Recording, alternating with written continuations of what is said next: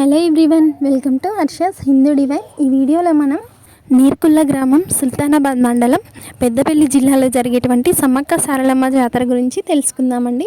ప్రతి సంవత్సరం కూడా మేము చిన్నప్పటి నుంచి, మా అమ్మ నాన్న చిన్నప్పటి నుంచి కూడా మేము ఈ నీర్కుళ్ళ గ్రామంలో ఉన్నటువంటి సమ్మక్క సారలమ్మలని దర్శనం చేసుకొని జాతర అంతా చూస్తాము. ప్రతి సంవత్సరం కూడా కుటుంబం మొత్తం కలిసి ట్రాక్టర్స్లో వెళ్ళే వాళ్ళము. సో ఎప్పుడు కానీ ఒక 2-3 డేస్ ముందే వెళ్ళి అక్కడ ఉన్నటువంటి వాగులో నిద్ర చేసి అమ్మవారిని దర్శనం చేసుకునే వాళ్ళం. కానీ ఈసారి ఎవరు కూడా వాగులో నిద్ర చేసేటువంటి పరిస్థితి లేదు. ఎందుకంటే వాగు మొత్తం కూడా ఫుల్గా వాటర్ వచ్చేసాయి. సో చుట్టుపక్కల ఉన్న పొలాలలోనే అందరూ టెంపరీగా షెల్టర్ ఏర్పాటు చేసుకొని, ఈ వీడియోలో చూపిస్తున్నాను కదా, ఇలా ఉన్నారు. ఆ చెట్ల మధ్యలో తాటి చెట్లు, ఈత చెట్లు, అలాగే కొన్ని పంట పొలాల మధ్యలో చిన్న చిన్న డేరల్ లాంటివి వేసుకొని అక్కడే స్టే చేశారన్నమాట.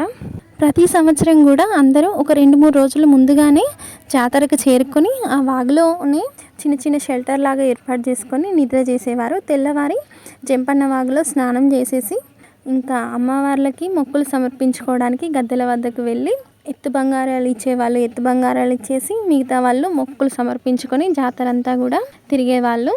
ఆ తర్వాత అక్కడ చెట్లలో కానీ లేదంటే వాగులో కానీ అలా పంట పొలాలలో కానీ వంటలు చేసుకొని 2-3 రోజులు కూడా అక్కడే స్టే చేసి చాలా పండుగ వాతావరణంతో చాలా బాగుండేదన్నమాట. కాకపోతే ఈసారి ఏమైందంటే వాగు మొత్తం కూడా వాటర్తో నిండిపోయింది.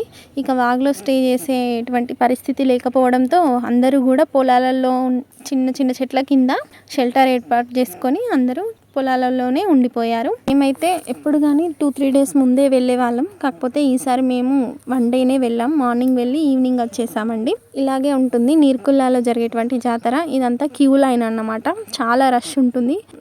ఇక్కడ ఉమ్మడి కరీంనగర్ జిల్లాలో అతిపెద్దగా సమ్మక్క సారలమ్మ జాతర ఎక్కడ జరుగుతుందంటే నీర్కుల్లా అనే చెప్పవచ్చు. మిగతా దగ్గర కూడా జరుగుతుంది, బట్ ఇక్కడికి చాలా ఎక్కువ మంది వస్తారు. మేడారం తర్వాత ఇక్కడే వాటర్ కానీ మిగతా అన్ని సౌకర్యాలు కూడా కల్పిస్తారు. సో ఇలాగ ఉంటుందన్నమాట క్యూ లైన్. ఇదంతా కూడా చాలా పెద్ద పెద్ద క్యూ లైనే ఉంటుంది. ఇదే అండి, ఒడి బియ్యం తీసుకొచ్చిన వాళ్ళు ఒడి బియ్యం, ఎత్తు బంగారం తీసుకొచ్చిన వాళ్ళు ఎత్తు బంగారం, నార్మల్గా మొక్కులు చెల్లించుకునే వాళ్ళు మొక్కులు ఇక్కడే సమర్పించుకుంటారు. చాలా క్రౌడ్ ఉంది. చిన్నప్పుడైతే ఈ జాతరకు వచ్చినప్పుడు ఎంత పాకెట్ మనీ తీసుకొచ్చుకున్నా కూడా సరిపోకపోయేది. వెళ్ళేటప్పుడు పెద్ద బ్యాగ్ నిండేదనమాట. చాలా బొమ్మలు కొనుక్కునేదాన్ని నేనైతే. అసలు పాకెట్ మనీ ఎంత తీసుకొచ్చినా సరిపోకపోయేది. పెద్ద పెరుగుతూ ఉంటే చాలా చేంజ్ అవుతుంది కదా. ఒంట్లో శక్తి లేకపోయినా సరే చాలామంది ఓల్డ్ పీపుల్ కూడా వచ్చారు. ఇక్కడ అమ్మవారు అయితే చాలా పవర్ఫుల్ అండి. మా ప్రాంతంలో అయితే చాలా నమ్ముతారు ఈ నీర్కుళ్ళ గ్రామంలో ఉండేటువంటి సమ్మక్క సారలమ్మల్ని.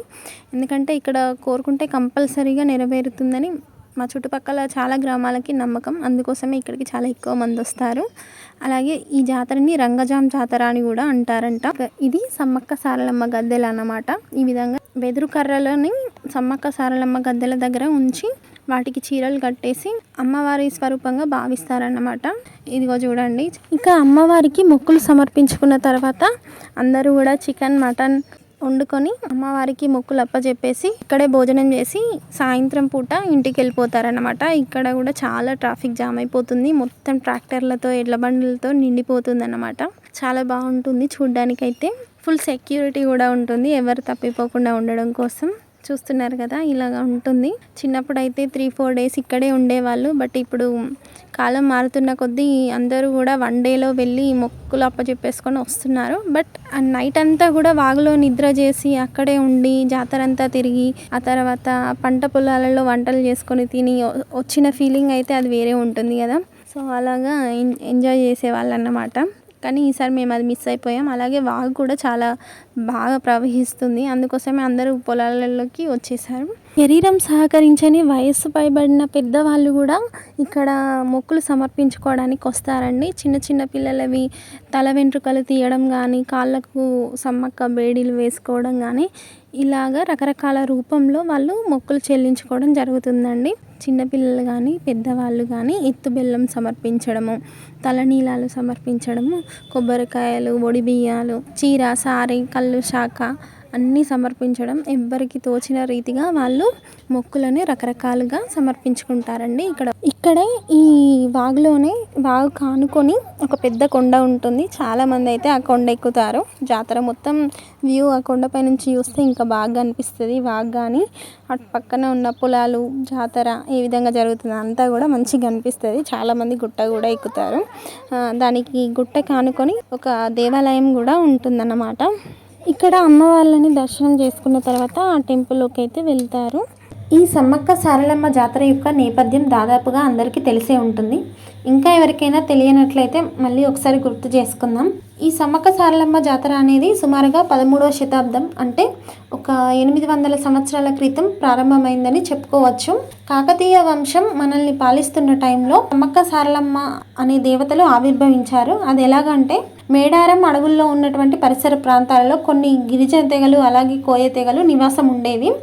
ఈ సమ్మక్క సారలమ్మలు ఉన్నప్పుడు వాళ్ళ తెగల్లో చాలా తీవ్రమైన కరువు వచ్చింది. పంటలు సరిగా పండక, నీరు అనేది లేకుండా చాలా తీవ్రమైన కరువులో వాళ్ళు అల్లాడిపోతున్నారు. అదే టైంలో కాకతీయ రాజులు పన్నులు వసూలు చేస్తున్నారన్నమాట.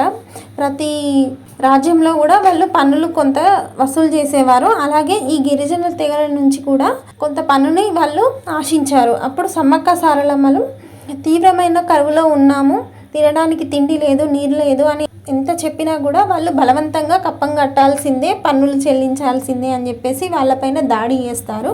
అయితే ఆ దాడికి, ఆక్రమణకి సమ్మక్క సారలమ్మలు ఎదురు తిరుగుతారు నాయకత్వం వహించి.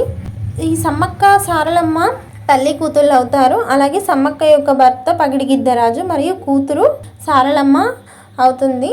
ఇలా ఈ విధంగా అక్కడ జరిగిన దురాక్రమణలకు అలాగే అన్యాయాలకు మరియు బలవంతపు పన్ను వసూళ్లకు వ్యతిరేకంగా సమ్మక్క సారలమ్మ నాయకత్వం వహించి కాకతీయ రాజులతో చాలా వీరోచితంగా పోరాడతారు.